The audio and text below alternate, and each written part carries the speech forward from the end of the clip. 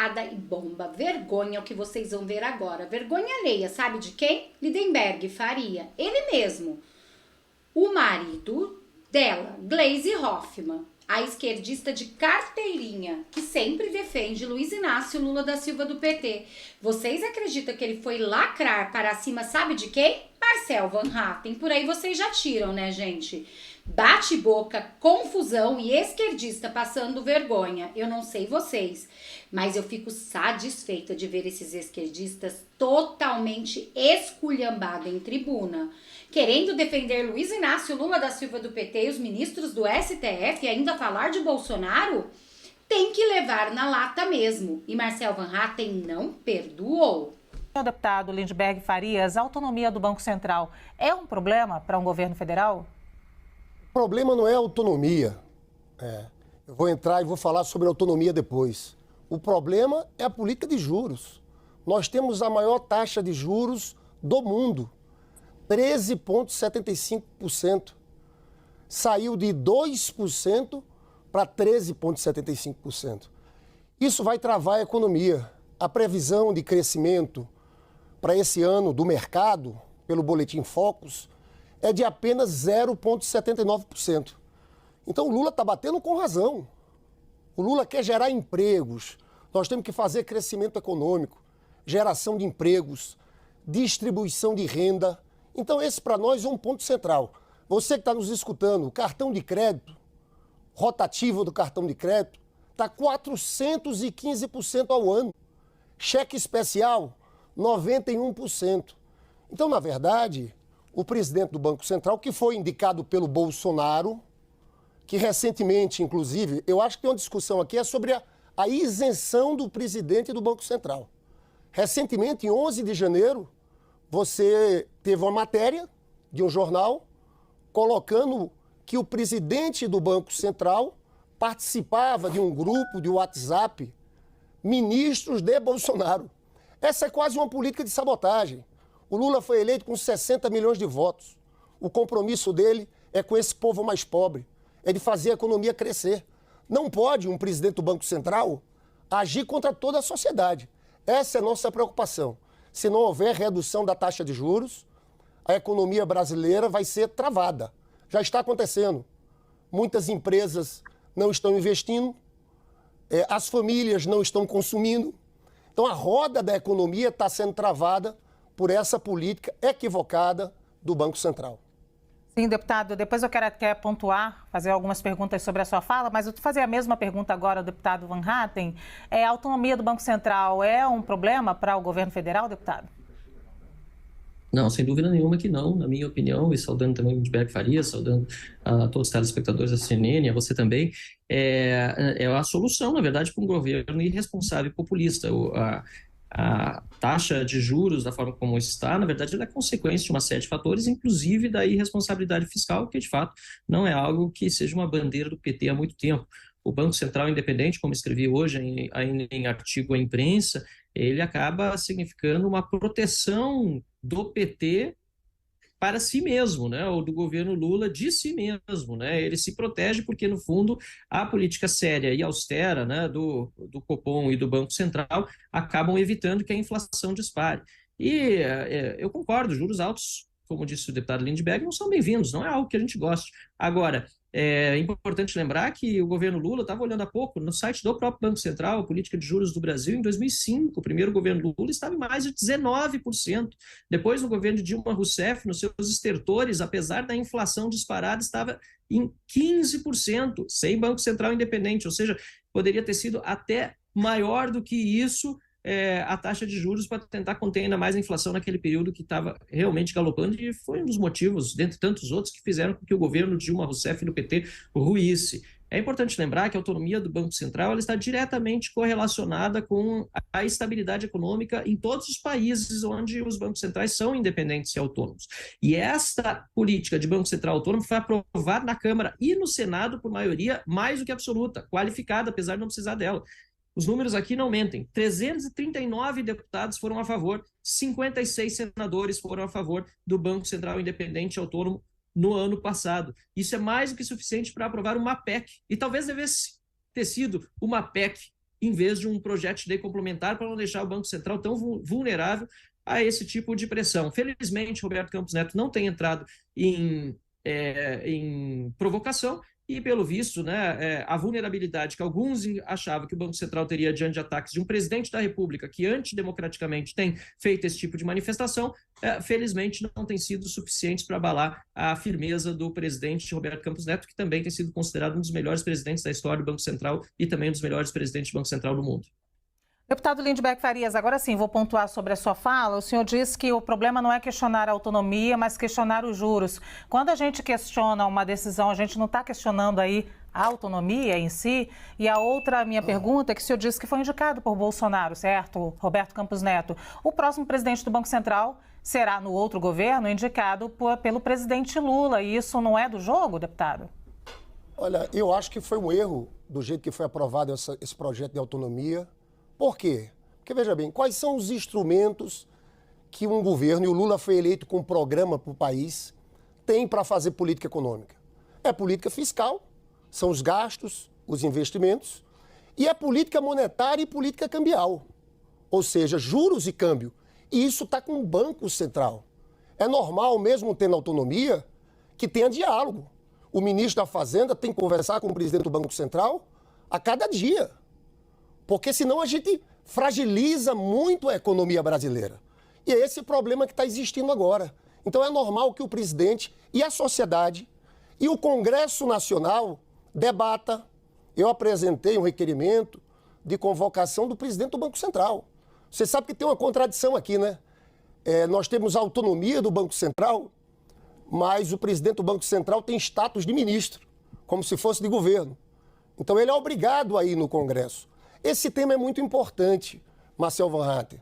Eu falo a você sobre crescimento econômico. Argumentam o seguinte, olha, os juros estão altos por causa da inflação. Nós tínhamos uma inflação de 10%, caiu para 5,2%, alguma coisa assim. E, na verdade, a nossa inflação não é de demanda. O juro, quando sobe, só atinge aquela inflação de demanda, quando está havendo aumento de consumo. Eu queria chamar a atenção dos senhores que na lei da autonomia do Banco Central fala do compromisso do Banco Central com a inflação, com a estabilidade monetária, mas também com crescimento econômico e desemprego. E a própria ata do Copom, que foi divulgada ontem, mostra de forma muito clara que a economia está fazendo assim. Estão querendo frear a economia de forma muito brusca. E o Lula não pode reclamar disso. Porque, veja, o Lula foi eleito dizendo que ia gerar emprego, ia gerar renda. Uma turma da Brigadeiro Faria Lima acha que pode tomar uma decisão como essa, complexa, que vai atingir a vida de muita gente, do povo mais pobre, porque crescimento de 0,79, como eles estão prevendo, é estagnação econômica. E boa parte desse crescimento vai da agropecuária, ou seja, vai ter setores enormes que vão estar praticamente em recessão econômica. Crise econômica no Brasil, a gente sempre sabe onde vai dar. Crise política. Nós estamos no dia 8 de fevereiro, um mês depois daqueles atentados terroristas, antidemocráticos. Se a gente quiser pacificar o país, fortalecer a democracia, a gente tem que colocar esse país para crescer e gerar empregos. Deputado Van Hatten, também vou fazer uma pontuação sobre a sua fala. O senhor disse que, felizmente, Roberto Campos Neto não tem caído em provocação. O senhor acha que o desejo do presidente Lula de ter juros mais baixos e as falas dele representam uma provocação, como se fosse uma questão política contra a pessoa de Roberto Campos Neto? Para mim não restam dúvidas. Na verdade, depois da fala do meu colega Lindbergh, fica ainda mais claro que há muita narrativa política envolvida nessa discussão do Banco Central e da sua autonomia. Quando o presidente Lula coloca sobre o Roberto Campos Neto a responsabilidade daquilo que está acontecendo na economia brasileira, na verdade ele está terceirizando a culpa que ele próprio tem. Como eu disse, a autonomia do Banco Central impede que o desastre econômico seja ainda maior, depois de uma PEC aprovada no ano passado com quase 200 bilhões de furo no teto, de despesas não previstas e cuja arrecadação não é certa para cobri-las. Depois de dizer que os processos de privatização estão todos suspensos. Hoje, inclusive, um decreto recriando a Ceitec, aquela empresa estatal deficitária que faz chip para boi. Nós estamos vendo uma série de manifestações do Lula, do Haddad, enfim, de integrantes do governo super desastrosas e o mercado tem precificado. E ao contrário do que disse meu colega Lindbergh, grande parte da Faria Lima fez o L.